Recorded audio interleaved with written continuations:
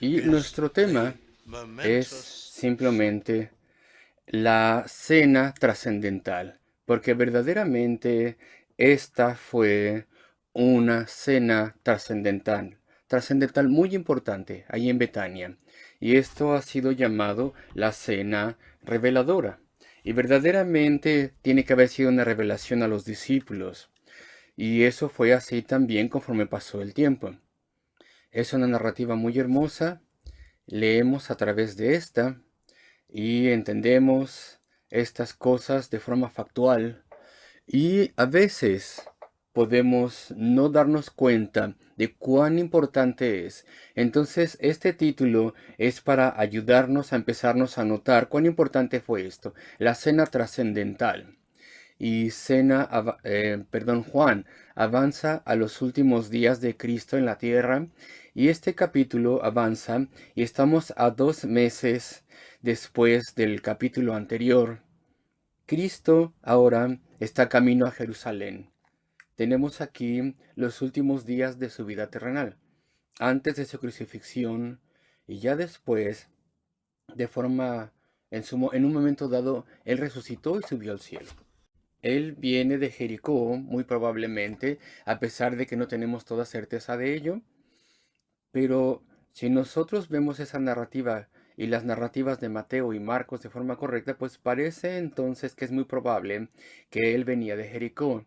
Y tal vez es el caso de que él estaba viajando con una gran multitud de peregrinos, porque como nos dice la narrativa, había muchos que venían de diferentes partes, y en este momento había gente de muchas partes. Allí en ese camino a Jerusalén tiene que haber habido una caravana, o si no, muchas caravanas que venían a la Pascua, al tiempo de la purificación también allá a Jerusalén.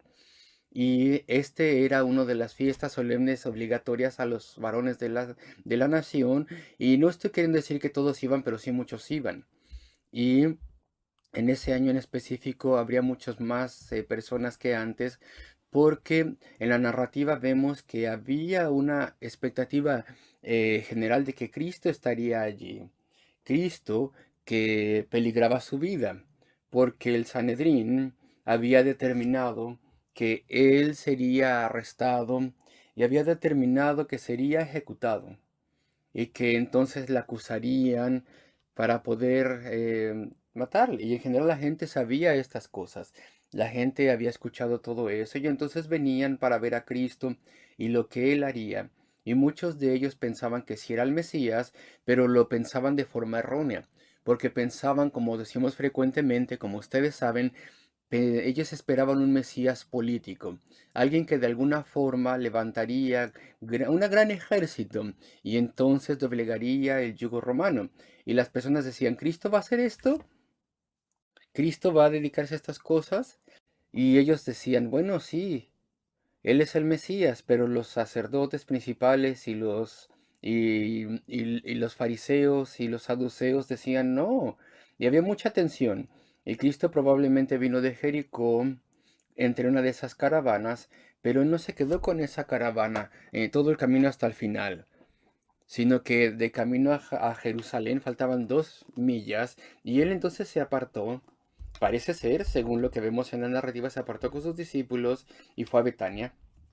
Y estamos ahí en ese momento en donde hacía 2 meses que había ya levantado a Lázaro de entre los muertos.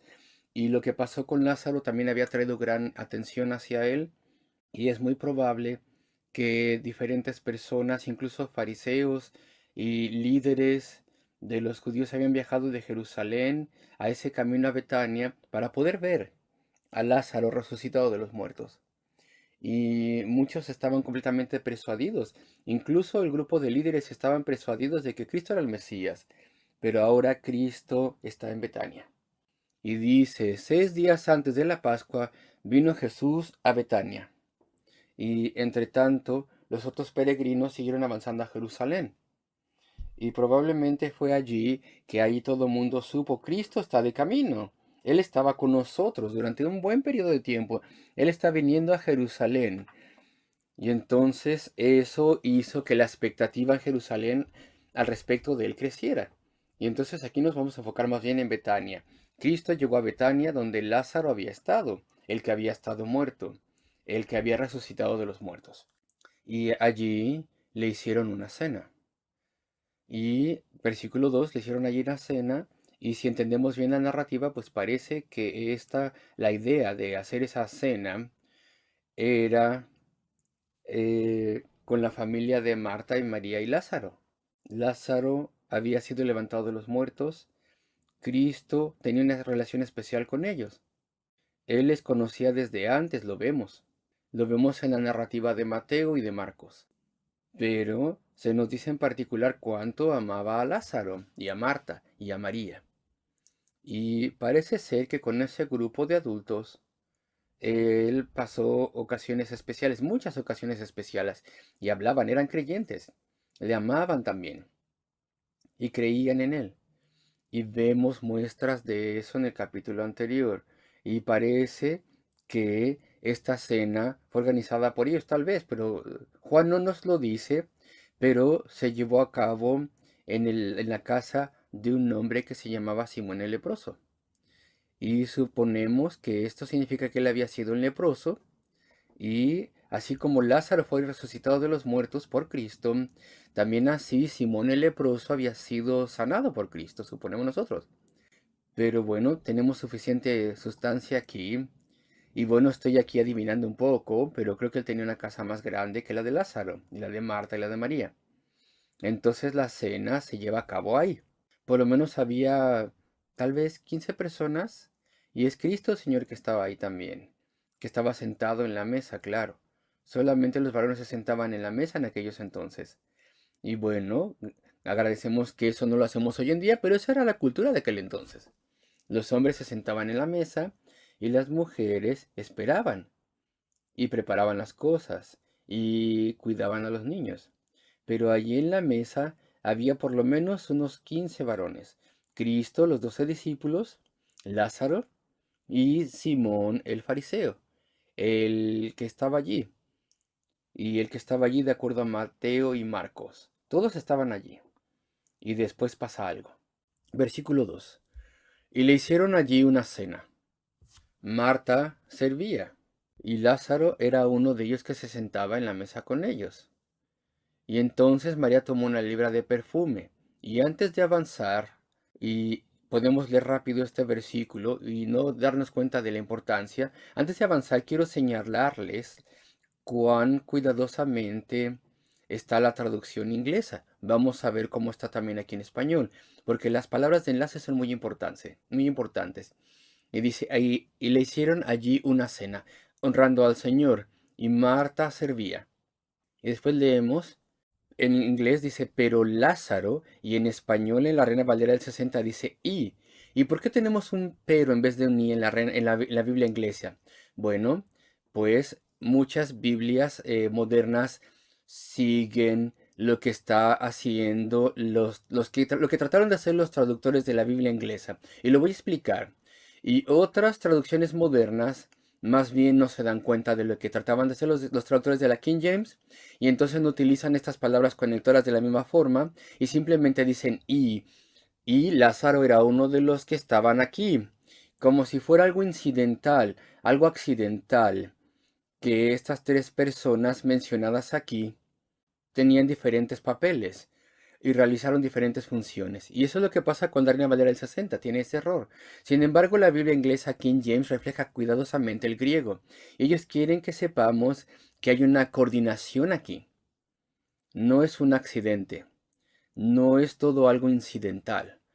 Dice, y le hicieron allí una cena.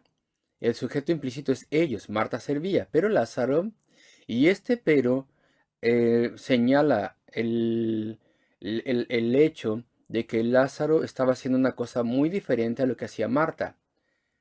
No voy a super señalar esto, no me voy a enfocar demasiado en esto, como si cada uno de ellos hicieran sus propios asuntos, sin importar lo que hacía el otro.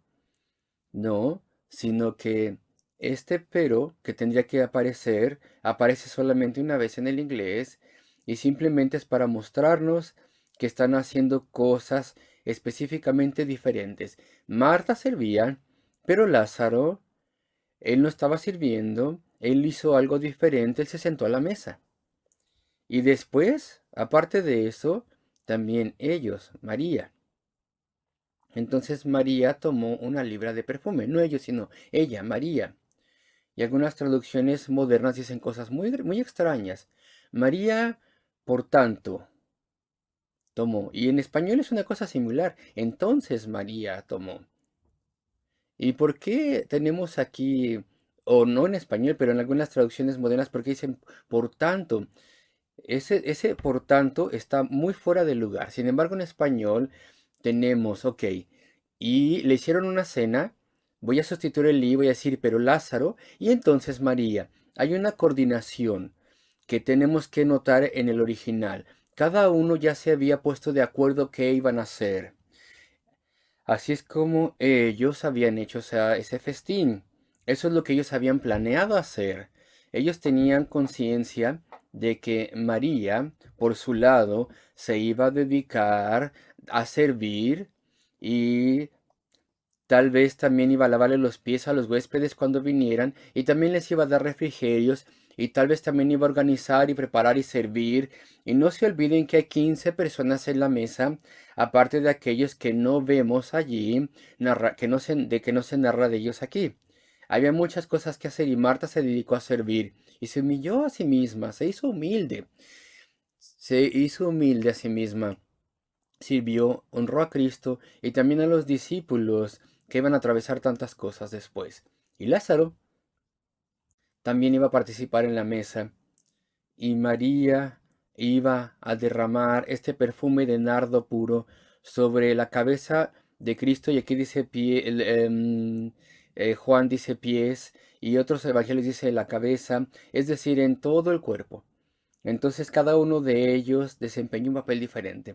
Y antes de hablar un poquito más de sus papeles, quiero preguntar, ¿quién tomó el papel más importante? Se hace la pregunta, pero la pregunta que se puede hacer es diferente. ¿Quién hizo lo más importante? ¿Marta? ¿Quién hizo que todo funcionara? ¿Todo estuviera viento en popa? ¿O fue Lázaro, que parece que no hizo nada más que sentarse a la mesa? ¿O María, que parece que desperdició un perdón, una libra de perfume de nardo que parece que hubiera podido servir para pagar un año de trabajo de una persona? Y la respuesta es que los tres hicieron cosas muy importantes. Tenían diferentes papeles, claro, porque habían tenido esta grande y simbólica cena que iba a servir para honrar a Cristo. Y entonces, ¿quién puso en su mente el hacer esto? Pues no les puedo yo responder, pero ellos sabían lo que estaban haciendo, eran personas que eran de fe. Ellos querían que la cena hablase y Dios claramente obró en sus corazones, pero esto fue coordinado. Y algunas veces los predicadores han intentado simplemente enfocarse en estudiar a los personajes que tenemos aquí. Y ellos utilizan un pasaje anterior donde Marta y María se enfocan en papeles diferentes y tal vez tengan razón, pero yo lo dudo. Y entonces se enfocan en estudiar en Marta y María y Lázaro queda perdido en todo. Y dice, no, Marta está ocupada haciendo muchas cosas, María está haciendo algo espiritual. Y nosotros en nuestros corazones tenemos que pensar que tendríamos que ser más bien como María y no como Marta, porque no es muy espiritual hacer las cosas prácticas, mejor pensar de forma espiritual, pero yo creo que esa es una construcción muy errónea como para enfocarnos en estudiar así este pasaje. No, los tres están haciendo algo que es igualmente importante. Y claramente todo esto fue premeditado, es decir, se habían puesto de acuerdo. Marta le había dicho a María, yo tengo aquí una libra de perfume de nardo puro. Y le dijo Marta, yo sé que lo es, yo sé que lo tienes, es tu herencia, ¿qué vas a hacer con ello? Y entonces María le dijo, voy a ungir a Cristo con ello, todo Cristo, a toda su persona. Y Marta pensó que era una cosa maravillosa y ella vio el punto, se dio cuenta por qué lo iba a hacer. Entonces vamos a mirar estos papeles, vamos a ver qué cosa hizo cada uno brevemente. Y allí, sujeto implícito, ellos le hicieron una cena. Y Marta servía. Y puedo describir esto de forma breve, porque ya hemos mencionado esto. Marta servía. Ella se dedicó al trabajo riguroso. Ella estaba sirviendo. Y ella honró a Cristo como el Hijo de Dios. Y en el capítulo anterior se narra lo que ella dijo. Dijo que él era el Cristo, el Hijo de Dios. Y entonces le honró como tal. Tendremos una cena para nuestro amado amigo y nuestro Señor Jesús de Nazaret. Él va a su muerte, estamos seguros, porque como familia hemos escuchado todas las amenazas, sabemos que Él va a permitir esas cosas, porque Él es el Cordero de Dios que quita el pecado del mundo. Y todavía no había llegado a ese punto, pero esta familia parece que ya había entendido eso a pesar de que sus discípulos no lo entendían. Y entonces ellos dicen, ella dijo, le voy a honrar así.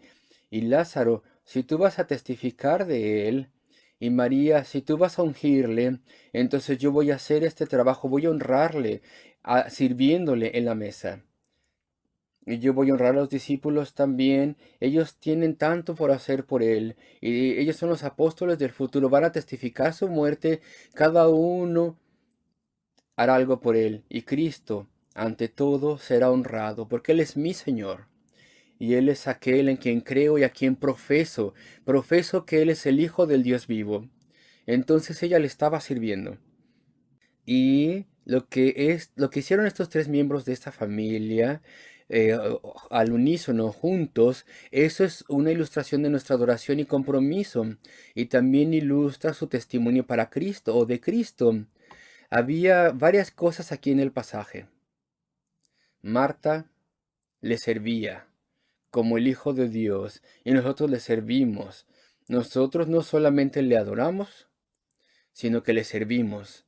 Nuestras vidas son suyas. Nos entregamos a Él. Marta mostró ese aspecto de nuestro compromiso y nuestro servicio. Ella obró por Él. Pero Lázaro, ¿qué hizo él? ¿Qué es lo que hizo Lázaro?